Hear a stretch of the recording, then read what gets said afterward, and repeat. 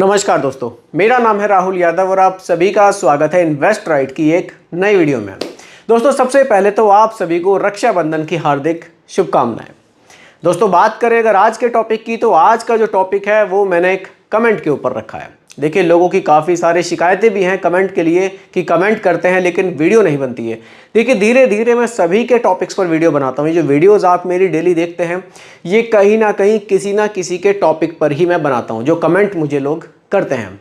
तो जो आज की वीडियो है वो स्पेशली नरेंद्र सिंह जी के लिए है। इन्होंने कमेंट किया था कि sir 3 mid cap mutual funds हैं, SBI magnum mid cap fund, SGFC mid cap opportunity fund और Kotak emerging equity fund.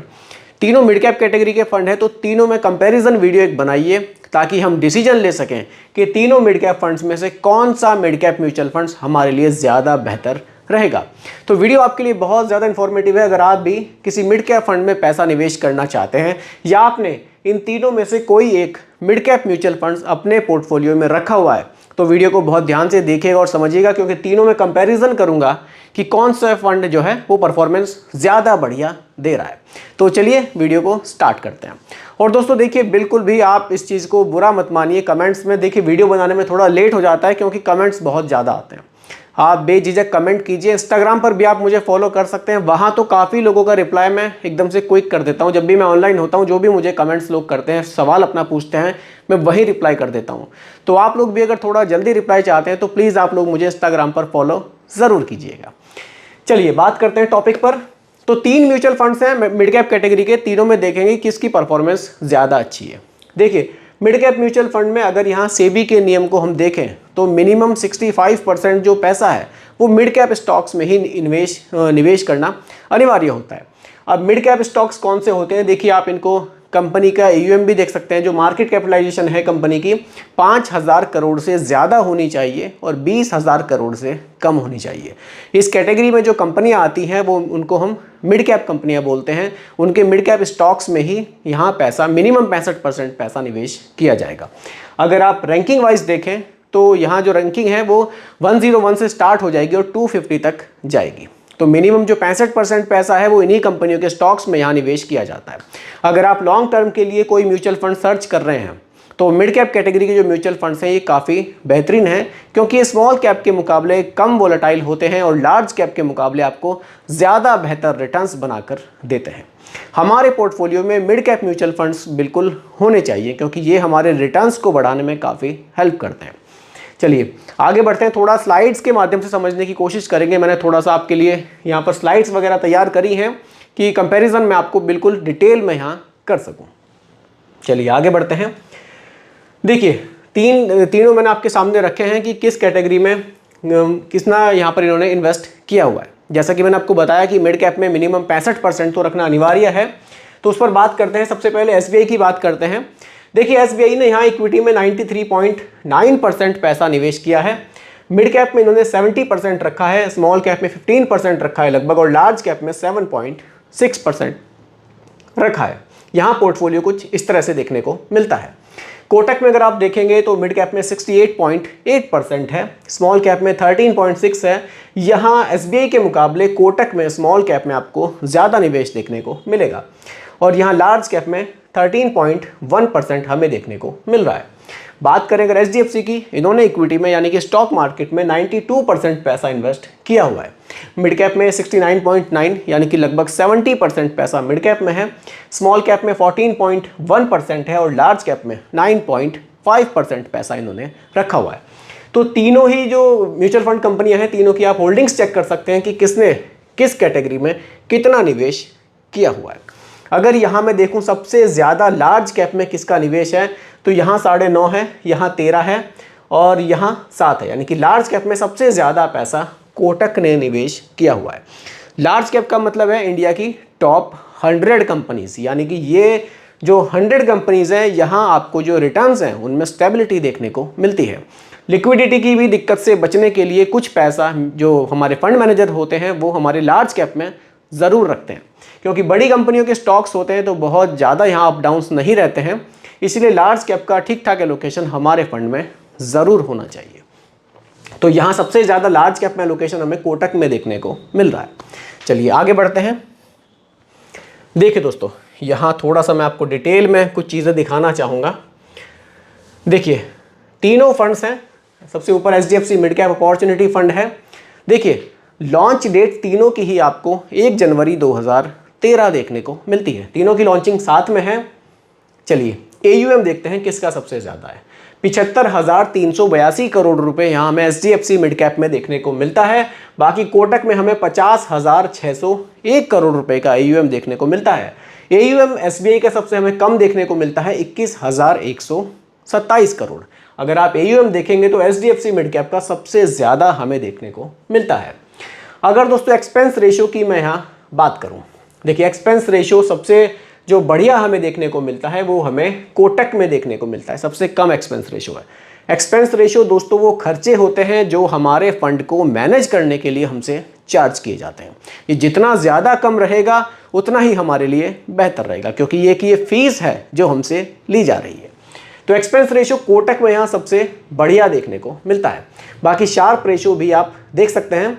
Sharpe ratio तीनों के ही हमें बढ़िया देखने को मिलते हैं और सबसे बढ़िया हमें HDFC में देखने को मिलता है 1.67 का।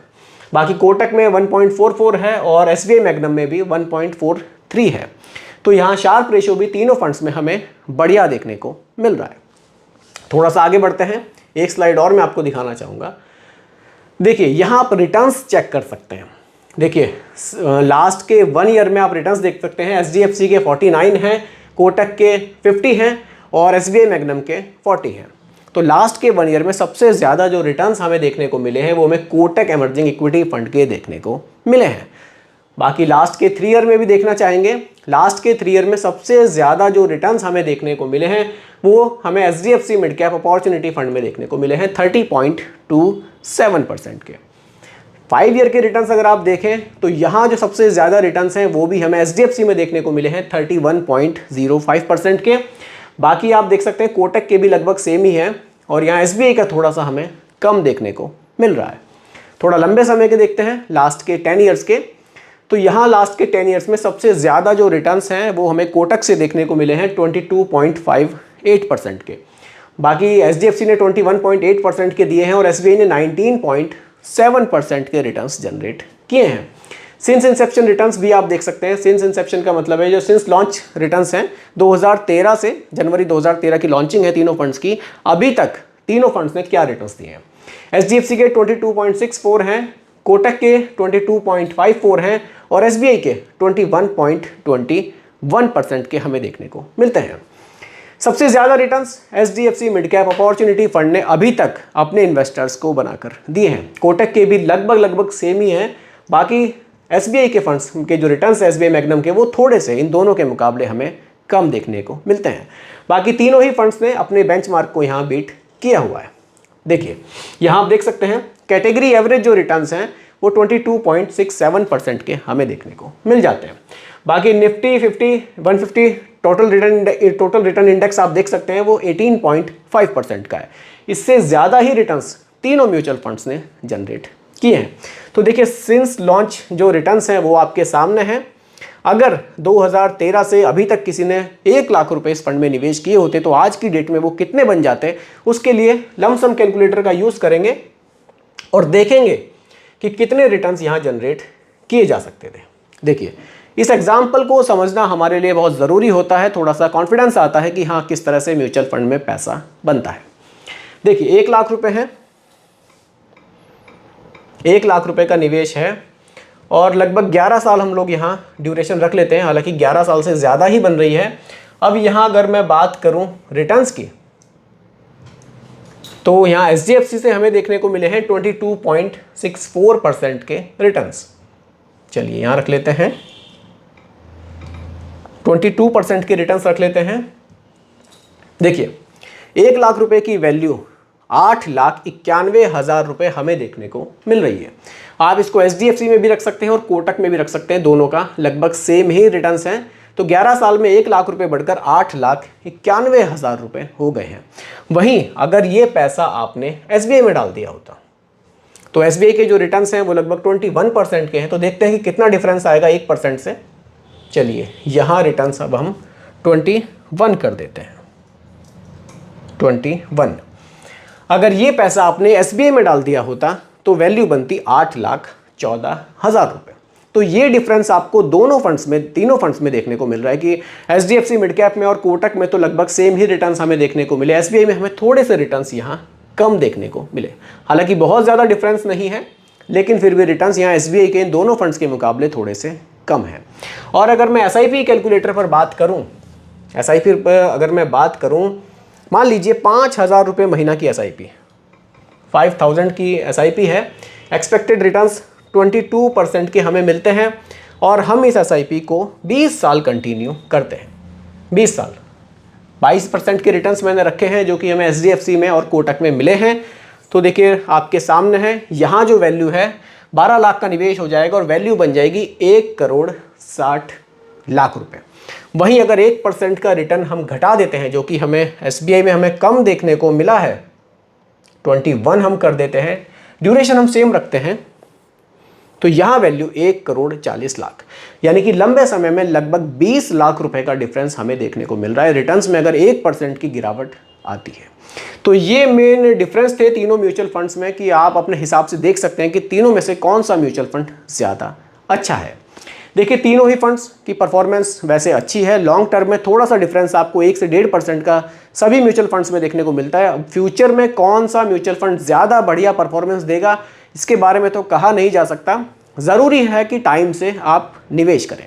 देखिए ज़्यादा उलझे रहेंगे कि किस में निवेश करें, किस में निवेश करें, इसमें समय बर्बाद करने से अच्छा है कि आप थोड़ा सा रिसर्च करके थोड़ा टाइम से निवेश अपना ज़रूर स्टार्ट करें। तो दोस्तों यही आज की वीडियो का टॉपिक था कि 3 मिड कैप म्यूचुअल फंड्स मैंने आपके सामने रखे कि तीनों में से कौन सा ज़्यादा बढ़िया है। उम्मीद करता हूं कि टॉपिक आपको पूरी तरह से क्लियर हुआ होगा। फिर भी कोई कन्फ्यूज़न हो आप मुझे कमेंट कीजिएगा, रिप्लाई मैं आपको ज़रूर करूंगा।